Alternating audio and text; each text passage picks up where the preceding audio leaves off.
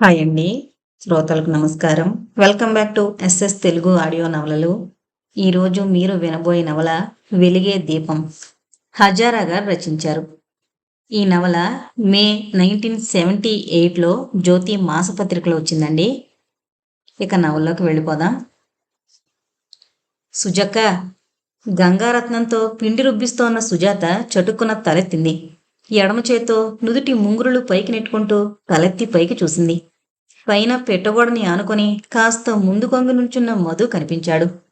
ఏంట్రా? శైలకొస్తోంది. నిజమా? అవును, నిజంగా వస్తోంది. మీరు వెళ్ళండమ్మా, నే తెస్తాను అంది గంగారత్నం. ఇప్పుడే ఎత్తబోకు, ఇంకా నలగలేదు నవ్వింది గంగారత్నం. ఎత్తంలేండమ్మా, ఇంకొకరిని నమ్మరుగందా. నమ్మక కాదు, బరబరా తిప్పి తీసేస్తావేమో అని భయం. చేతులున్న పిండిని గిన్నె అంచుకు తుడిచి ఆ పిండి తీసి రోట్లో వేస్తూ అంది. చేతులు కడుక్కుంటుండగా శైలజమ్మగారు రానే వచ్చారు అంది గంగారత్నం. చటుక్కున వెనక్కు తిరిగింది సుజాత. పిట్టగోడకు చుట్టూ తిరిగి నవ్వుతూ వస్తోంది శైలజ. రారా, రేపటిగా పిండి. ఇడ్లీకి. ఏంటి కబుర్లు శైల? అమ్మా నాన్న బాగున్నారా? మధ్యాహ్నం నాకు విజయ్ చెప్పింది నువ్వు వచ్చావని. రమ్మంటే రానన్నావని నాకు చెప్పింది. రవ్వ కడుగుతున్న సుజాత గబుక్కున్న తలెత్తి ఏంటే, ఏం చెప్పింది అని గబగబా అడిగింది. చేతులు రెండూ కట్టుకుని పెదవులు బిగబట్టి నవ్వింది శైలజ. అది రమ్మని పిలిస్తే నువ్వు రానన్నావటగా. అది అలా చెప్పిందా? రాస్కెల్, ఉండు, దాని పని రేపు చెబుతాను. ఏం చెప్తావే రేపు? అది కాదే, సాయంత్రం నేనింటికి రాకుండా ఎక్కడికైనా వెళ్ళడానికి ఎలా కుదురుతుందే? అందున చెప్పా పెట్టకుండా నా ఇష్టానికి నేను వచ్చేస్తే ఇంట్లో ఎంత కంగారు పడతారో చెప్పవే. అందుకే రేపు ఉదయం త్వరగా బయలుదేరి శైల దగ్గరకు వస్తానులే అని చెప్పాను. దొండకాయ ముక్కలు తరుగుతూ చెప్పింది.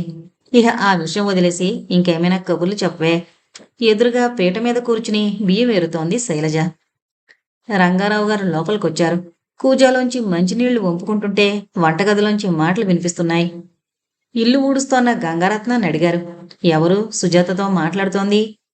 మన శైలజమ్మగారు వచ్చారయ్యా. ఆరును మన సుజాతమ్మగారును. అరే, శైలజొచ్చిందా? శైలజ అంటూ గదిలోకొచ్చారు. గబుక్కున పీట మీద నుంచి లేచి నిలబడింది. ఎప్పుడొచ్చావురా శైలజ? మూకుట్లో తిరగమూత వేస్తోన్న సుజాత ఆ పడకుర్చీని వాల్చవే శైలు అంది. ఆ రాత్రి శైలజ భోంచేశాక రాత్రి 9:30 అయ్యాక ఇంట్లో వదిలి రావడానికని రంగారావు గారు కూడా వెళ్లారు. రంగారావు గారు జూనియర్ కాలేజీలో బయాలజీ లెక్చరర్గా పనిచేస్తున్నారు. ఆయన పెద్ద కూతురు సుజాత. సుజాత పుట్టిన 7 ఏళ్లకు పద్మ పుట్టింది. ఆ తర్వాత 2 సంవత్సరాలకు మధు జన్మించినప్పుడు హాస్పిటల్లో పురిటి మంచం మీదే మరణించింది రంగారావు గారి భార్య. అప్పటికి 9 సంవత్సరాలు నిండబోతున్న సుజాత మంచినీళ్లు కూడా ముంచుకుని తాగే అలవాట్లేని రంగారావు గారు ఆ సంసార రథానికి 2 చక్రాల నిలబడ్డానికి సిద్ధమయ్యారు. కాని పసిగుడ్డు. రంగారావు తమ్ముడు శేషగిరి, అతని భార్య అన్నపూర్ణ ఆ పసిగుడ్డుని పద్మని దగ్గరకు తీసుకుని వారి బాధ్యతను తమంతట తామే తీసుకున్నారు. అమ్మా పూర్ణ, నీకు వీళ్ల బాధ్యత కూడా ఇచ్చి నీ బరువుని ఇంకాస్త పెంచాల్సొచ్చిన నన్ను క్షమించు తల్లి అంటూ ఏడ్చేస్తున్న అంత పెద్ద బావగారిని ఎలా ఊరడించాలో అర్థం కాలేదు.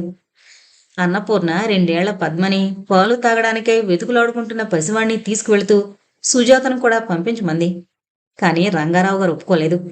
శేషగిరి ఉయ్యూరు పంచదార ఫ్యాక్టరీలో ఇంజనీరుగా పనిచేస్తున్నాడు. శేషగిరి పెద్ద కూతురు శైలజ, ఆ తర్వాత ఒక కొడుకు సుధీర్. శైలజ అన్నపూర్ణ తల్లిదండ్రుల దగ్గర విజయవాడలోనే పెరిగేది. అందుమూలంగానే సుజాతకు శైలజకు మధ్య బంధుత్వం కంటే స్నేహం ఎక్కువగా చోటు చేసుకుంది. పద్మకు 4 ఏళ్లు నిండబోతుండగా తీసుకొచ్చి బెజవాడ స్కూల్లో చేర్పించేశారు. ఆ తర్వాత మరి 3 ఏళ్లకు మధును కూడా తీసుకొచ్చేశారు రంగారావు గారు. పిల్లలు పెద్దవాళ్ళవడం ఒక కారణమైతే మరో కారణం అన్నపూర్ణ అనారోగ్యం. అన్నపూర్ణకు ఉబ్బసం వ్యాధుంది. అది అప్పుడప్పుడు ఆమెను జలగలా పీల్చేస్తుంటుంది. అందువల్లే పిల్లలు స్కూల్కి వెళ్లే వయసొచ్చాక తమ్ముడు ఎలాగో ఒకలా ఉంటారులే ఉంచు అంటున్నా వినిపించుకోకుండా తీసుకొచ్చేశారు. ఈ పిల్లల్ని ప్రాణాలతో నిలబెట్టావు, అది చాలు. ఇంకా నీ ఆరోగ్యం సరిగ్గా లేని పరిస్థితుల్లో కూడా నీకేమీ సాయం చేయలేకపోవడమే కాకుండా ఈ పిల్లల బాధ్యత కూడా నీపైన ఉంచడం భావ్యం కాదమ్మా అన్నారు రంగారావు గారు. సుజాత ఇంట్లో అన్ని పనులు చేసుకుని చెల్లిని, తండ్రిని, తమ్ముణ్ణి అందర్నీ సమర్థించుకుంటూనే స్కూల్ ఫస్టుగా ఎస్ఎస్ఎల్సి పాస్ అయింది. సుజాత స్నేహంలోనే ఉన్న తాత ముత్తవల అతి గారాబంతో అసలు చదువును వంట పట్టించుకొని శైలజ సుజాత బీఎస్సీ 2వ సంవత్సరంలోకొచ్చినా ఇంకా ఆ ఎస్ఎస్ఎల్సీనే గెంటలేకపోయింది.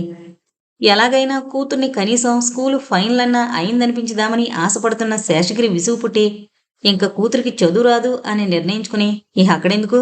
అమ్మ అసలే అనారోగ్యపు మనిషి. ఆమెకు తోడుగా అయినా ఉండొచ్చు. ఇహ ఇంటికొచ్చేసేయ్ అని శైలజను ఉయ్యూరుకు తీసుకెళ్ళిపోయాడు.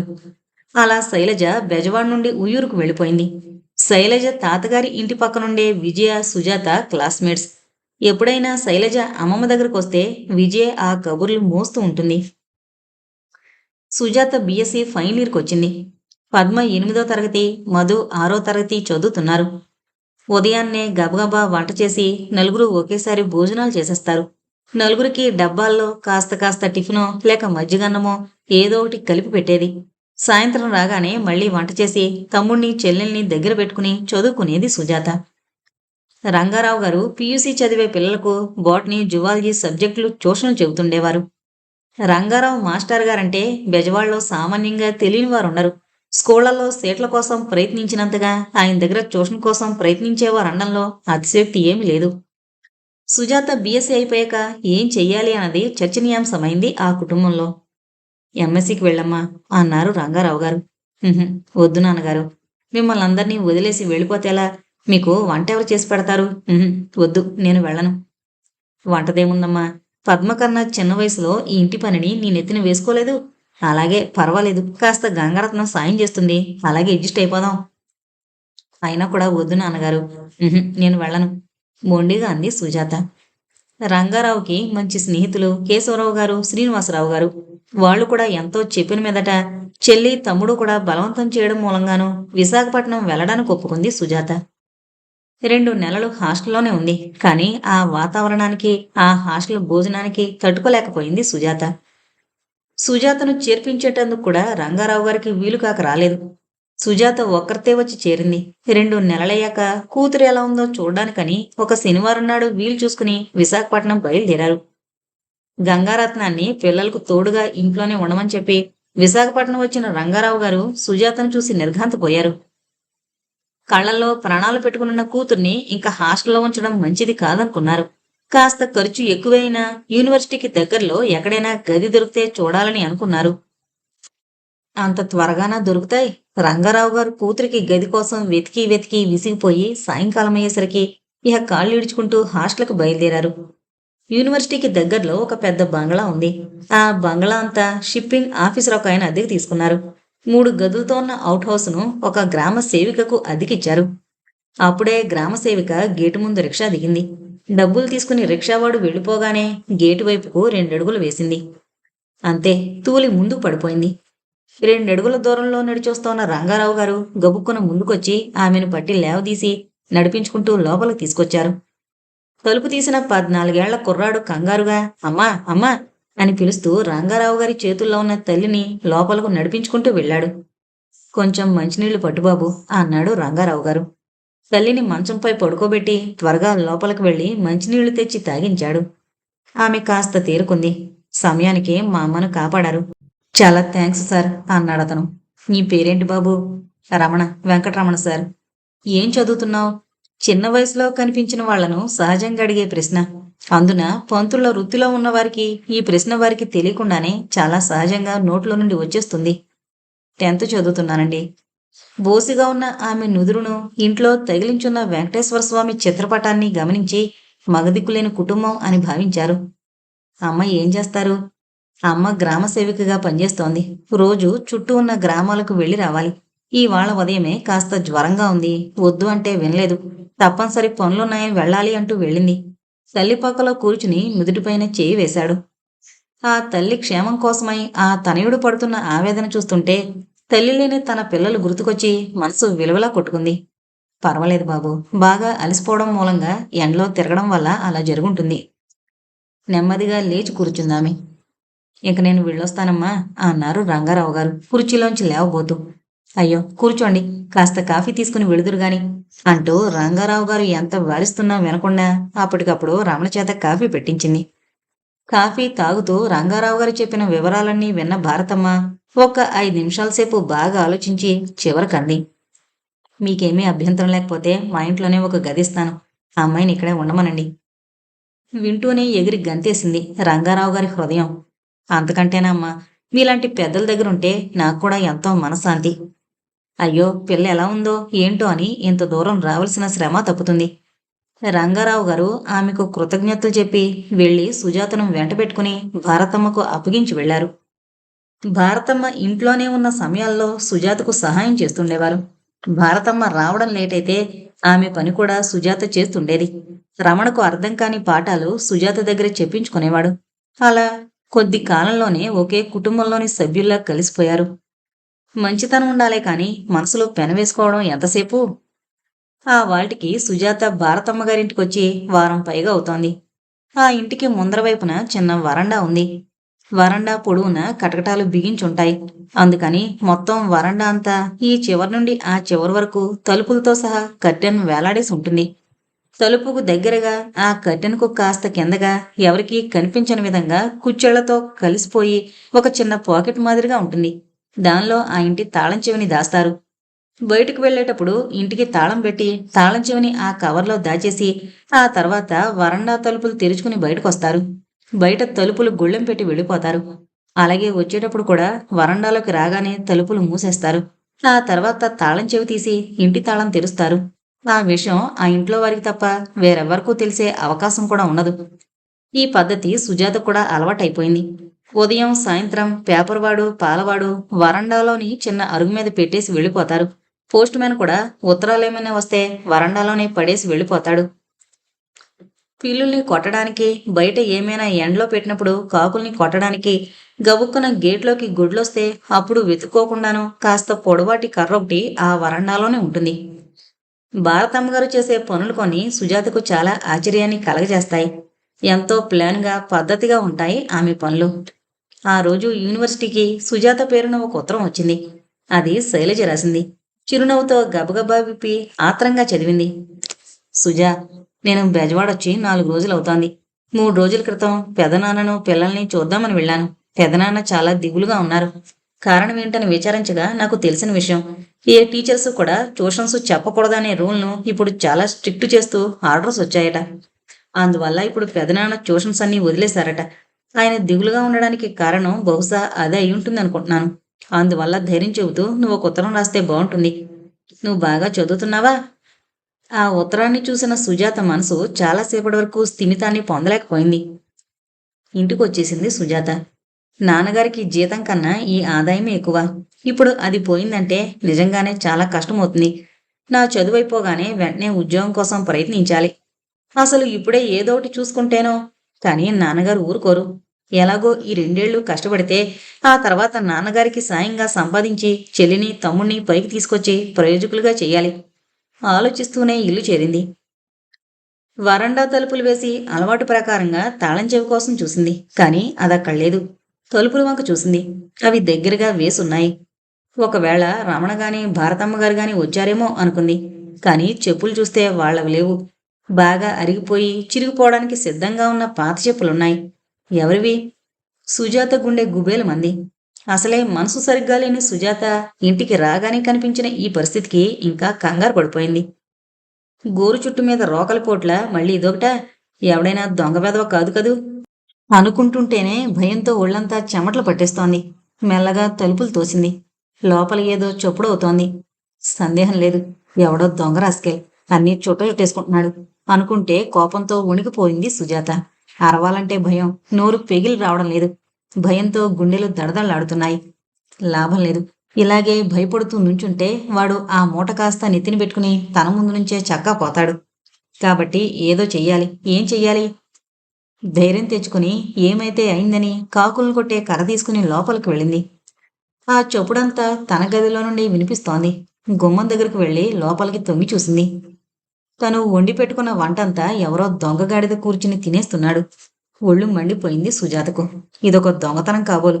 తిండి దొంగలు, దొరతనం దొంగలు, అందంగా ఉండే దొంగలు అనుకుంటూ ఏయ్, ఎవడ్రా నువ్వు అంటూ గబుక్కున కర్రెత్తింది. గబగబా ఆవురావురుమంటూ తిండి ముఖం చూసి ఎన్నాళ్ళయిందో అన్నట్లుగా అన్నం తింటున్న అతడు చటుక్కున తలెత్తి గడప బయటున్న అమ్మాయిని చూసి ముఖం చిట్లించాడు. నువ్వెవరు? చాలా నిర్లక్ష్యంగా అడగబోయి ఎత్తున్న కర్రం చూసి భయపడిపోయాడు. నేను ఈ ఇంటి అమ్మాయిని. చెప్పు, మర్యాదగా నువ్వెవరో చెప్పు. ఇంకాస్త దగ్గరగా వస్తూ అంది. అతడు మాట్లాడకుండా, కర్ర దెబ్బ పడకుండా కాచుకునేందుకు గాను ఆ కర్ర వంకే చూస్తున్నాడు. ఏమేం వస్తువులు తీసుకున్నావో మర్యాదగా అక్కడ పెట్టేసి వెళ్ళు. వెధవ, దున్నపోతులా ఉన్నావు. కష్టపడి పని చేసుకుని బ్రతకలేవు. మరొకరి కష్టాన్ని తన్నుకుపోయి తినే నువ్వు ఒక మనిషివేనా? వెధవ జన్మ అంటూనే కర్రతో గబుక్కున కాళ్ళ మీద బలం కొద్దీ కొట్టింది. ఆ కర్ర వంకే చూస్తున్న అతడు సుజాత తిడుతున్న తిట్లకు ఒక్కసారి నిటారుగా అయిపోయి కళ్ళు పెద్దవి చేసి చూశాడు. అంతే, గబుక్కున కాళ్ళ దగ్గరకు వస్తున్న కర్రను పట్టుకునేందుకు ముందు కొంగాడు. బలంగా వచ్చిన కర్ర ఎడమ చేతి ముంజేతికి కాస్త పైగా తగిలేసరికి అబ్బా అంటూ ఆ చేతిని పట్టుకుని గిలగలా తన్నుకుంటున్నాడు. కర్రెత్తి, దొంగ రాస్కెల్, దొంగతనానికి వచ్చే ముందే ఈ బుద్ధుండాలి, అనుభవించు అంటూ మళ్ళీ కొట్టబోయింది. ఎక్కడ కొట్టేస్తుందో అనే భయంతో నెప్పుడుతోన్న చేతిని రెండు కాళ్ళ మధ్య పెట్టి నలుపుకుంటూ పెద్దగా అరిచాడు. ప్లీజ్ స్టాప్ ఇట్, నేను దొంగను కాదు. మరి దొంగవు కాక దొరవా? ఎవరు లేని సమయాల్లో తాళాలు తెరిచి సరాసరి లోపలికొచ్చి అన్నం తినేస్తున్నావా? తిండిపోతు వెదవా. తిడుతూనే కర్రెత్తి నెత్తిమీద కొట్టబోయింది. తల పగిలేదే, కాని రెప్పపాటులో తప్పించుకుని ఒక్క అంగలో దగ్గరకొచ్చి సుజాత చేతుల్లోని కర్రను లాగి బయట వరండాలోకి గిరాటేశాడు. రాస్కేల్ అంటూ మళ్ళీ తిట్లు ఆరంభిస్తోన్న సుజాతను కుడిచేయి చాచి లాగి చెంప మీద ఒకటి బలంగా కొట్టాడు. చెల్లున తగిలిన ఆ దెబ్బకు కళ్ళు బయలు కమ్మాయి సుజాతకు. కూలి పడబోయి పట్టుకునేందుకు ఆధారం లేక పక్కనే ఉన్న అతడినే పట్టుకుంది. You scoundrel, who are you? గద్దించినట్లు అడిగాడతను. ఓహో, చదువుకున్న దొంగలన్నమాట. అతడి భుజం మీదున్న తన చేతిని గబుక్కొని లాక్కొని బరబరా వరండాలోకొస్తూ వ్యంగ్యంగా హేళనగా అంది. ఎదురుగా ఉన్న కర్ర తీసి మళ్ళీ ఎక్కడ కొడుతుందో అనే భయంతో గబుక్కున వరండాలోకొచ్చి ఆ కర్రను పట్టుకుని అక్కడే ఉన్న అరుగు మీద కూర్చుండిపోయాడు. అతడికి ఎడమ చేయి విపరీతమైన బాధగా ఉంది. సుజాత చెంప మండుతోంది. కుడిచేతి ఎంగిలితో సహా 5 వేళ్ల గుర్తులు సుజాత ఎడమ చెంపపై స్పష్టంగా తెలుస్తున్నాయి. వరండా తలుపులు బార్లా తెరిచి, పో బయటికి రాస్కెల్, బుద్ధిలేని మనుషులు, కోపంతో ఊగిపోతూ కుడిచేయి చాచి చూపుడు వేలుతో బయటకు చూపిస్తూ వచ్చింది. అతడికి ఆకలి తీరలేదు. చేయి చాలా బాధగా ఉంది. పైగా ఈవిడొకర్తి పిశాచంలా పట్టుకుంది. కాళ్ళు 2 ఎత్తి అరుగు మీద పెట్టి వెనక్కి వాలుతూ అన్నాడు. అసలు నువ్వెవరివి? ముందుది చెప్పు. నువ్వే ఒక దొంగవై ఉంటావు, అవునా? ఛే, దొంగలతో కబుర్లు చెప్పే కర్మ నాకేం పట్టలేదు. నీలాంటి వాళ్ళు అంతే అంటారు, దరిద్రపు వెధవలు. మర్యాదగా బయటకు పో, లేదా బాగా అరిచి అందరినీ పిలుస్తాను. అందరూ కలిసి బాదారంటే ఇక్కడికిక్కడే చచ్చి ఊరుకుంటావు. అతను అంతకంటే మొండివాళ్లాగా, ఇహ మాట్లాడడానికి ఏమాత్రం ఓపిక లేని వాళ్లాగా ఎడమ చేతినెత్తి పొట్ట మీద పెట్టుకుని కుడి చేతిని తల కింద పెట్టుకుని కళ్ళు మూసుకుంటూ అన్నాడు. నీ ఇష్టమొచ్చింది చేసుకో. ఒక్క క్షణం అతని ముఖంలోకి చూసింది సుజాత. ఎంతో నొప్పిని అనుభవిస్తున్న వాళ్ళ ఉన్నాడు. అతని చేయి వంక చూసింది. అప్పటికప్పుడే ఉబ్బుకొచ్చి లావుగా వాచుంది. అయ్యో పాపం అనుకుంది. అంతలోనే వాడొక దొంగ అనే విషయం గుర్తుకొచ్చి ఏం చేయలేక విశ్వస బయటకొచ్చి వరండా దిగుగా చేసిన సిమెంటు చప్టా మీద కూర్చుంది. వీడు దొంగ వెధవే కాకుండా కొత్త మొండి వెధవలా కూడా ఉన్నాడు. కోపంగా తిట్టుకుంటూ కూర్చుంది. 2 నిమిషాల్లోపునే లోపల నుంచి మూలుగు వినిపించింది. ఒక్క క్షణం అయ్యో పాపం అనిపించినా మరుక్షణం ఇదొక వేషం, ఈసారి లోనికెళ్తే కాచుకుని ఉంటాడు. ఇందాకైతే నా దగ్గర కర్ర ఉంది కాబట్టి ఏం చేయలేకపోయాడు. ఈసారి లోనికెళ్తే కొట్టినా కొట్టచ్చు అనుకుంటూ ఒక రాజ్యానికి కాపలా కాస్తున్న వీరాది వీర సేనాధిపతిలా కూర్చుంది. మరో 2 నిమిషాలకు గేటు దగ్గరగా వెంకట్రమణ కనిపించాడు. చటుక్కున లేచి రమణకి ఎదురుగా వెళ్ళింది. రమణ, రమణ, మన ఇంట్లో దొంగ దూరాడు రమణ. దొంగ? దొంగే, వాణ్ణి బాగా కొట్టానులే. వాడక్కడే ఉన్నాడు. పారిపోకుండా నేనిక్కడే కాపలా కూర్చున్నాను. మీరెవరైనా వస్తారేమో అని ఎదురు చూస్తున్నాను. మనమే తరిమేద్దామా? అమ్మ వచ్చే వరకు అలాగే ఉంచుదామా? వెంకట్రమణకు అంతులేని ఆశ్చర్యం కలిగింది. మనింటికి దొంగలా? నమ్మలేనట్లు అడిగాడు. సరే, బాగానే ఉంది. నేనంతసేపు చెప్పింది నువ్వు విననేలేదన్నమాట. కాస్త విసుగ్గా అంది. విసుగే మరి. అసలే మనసు బాగాలేక ఇంటికొచ్చింది. ఇంట్లో ఈ దరిద్రపు గొడవ ఒకటి జరిగింది. రాత్రి కూడా కలిపేసి ఉదయమే వండుకుంటుంది సుజాత. అది కాస్త ఆ వెధవ రాస్కెల్గాడు మింగేశాడు. మళ్ళీ రాత్రికి వంట చేసుకోవాలి, కర్మ. ఇద్దరూ తలుపు దగ్గరకు వచ్చారు. లోపల నుంచి మూలుగు స్పష్టంగా వినిపిస్తోంది. ఆ మూలుగేంటండి? అదో నాటకంలే. మొదట నా చేతిలో కర్ర ఉంది కాబట్టి ఏం చేయలేకపోయాడు. ఇప్పుడు ఆ కర్ర వాడి దగ్గరుంది. మనం గనుక లోపలికి వెళ్ళామా బుర్ర పగిలిందన్నమాటే. అందుకే వాడదో వేషం వేస్తున్నాడు. రమణకు కంగారుగా ఉంది. అసలంతా అయోమయంగా ఉంది. సుజాత చెబుతుంది వింటుంటే తలుపు తీయడానికే భయంగా ఉంది. తీయకుండా ఆ మూలుగు వినడానికి భయంగానే ఉంది. ఎంత నాటకానికైనా అంతలా గుడ్డులా మూలుగుతాడా? ఇద్దరూ దిక్కులు చూస్తూ ఆలోచిస్తుండగానే భారతమ్మగారు కూడా వచ్చారు. ఆవిడ వస్తూనే వీళ్ళిద్దరిని చూసి, ఏమో జరిగింది. లేకపోతే అలా బొమ్మలా ఎందుకు నిలబడతారు? ఏం జరుగుంటుంది? కొంపదీసి దొంగలు పడి దోచుకుపోలేదు కదా? అనుమానిస్తూనే రిక్షావాడికి డబ్బులిచ్చి పంపేసి లోనుకొచ్చారు. సుజాత రమణ చెప్పేది వింటుంటే ఆమెకు కాళ్లలో సన్నటి వణుకు ప్రారంభమైంది. అసలే గడ్డుగా ఉన్న రోజుల్లో వీడు లోపల ఏం చేశాడో ఏం పాడో. సరుకులు రేపు కొనొచ్చులే అని జీతం అంతా పెట్లో పెట్టాను. ఇప్పుడు అది కాస్త మింగాడా? ఈ నెలంతా కష్టమే. ఆవిడ భయం ఆవిడిది. నెమ్మదిగా చేయి చాచి కటకటాల్లోంచి కష్టపడి కట్టెను పక్కకు లాగారు. అరుగు మీద మూలుగుతూ పడుకున్నవాడి కాళ్ళు, పొట్ట, చెయ్యి, ముఖము ఒక్కొక్కటిగా పైకి చూస్తూ వస్తున్న భారతమ్మగారి కళ్ళు అతడి ముఖంపై ఆగిపోయాయి. ఆమెకు గుండెల్లో దడలాంటిది ఆరంభమైంది. ఒరే రమణ, అన్నెలా ఉన్నాడ్రా? అన్నయ్య గబుక్కున ముందుకొచ్చి కటకటాల దగ్గర తలపెట్టాడు. అవునమ్మా, అన్నయ్యే. తలుపు తోస్తూ కంగారుగా అన్నాడు. ఉలికి పడింది సుజాత. అన్నయ్య, ఈ అన్నయ్య ఎవరో, ఎవరైనా కాని వాళ్ళ చుట్టాలో ఏం పడో. అసలు ఏదైనా. అమ్మయ్యో, కర్రతో కొట్టేశానే. అమ్మో, ఇప్పుడు అతనికి ఎలా ఉందో ఏం పాడో. ఇందాకే అతని చెయ్యి కాస్త వాచింది.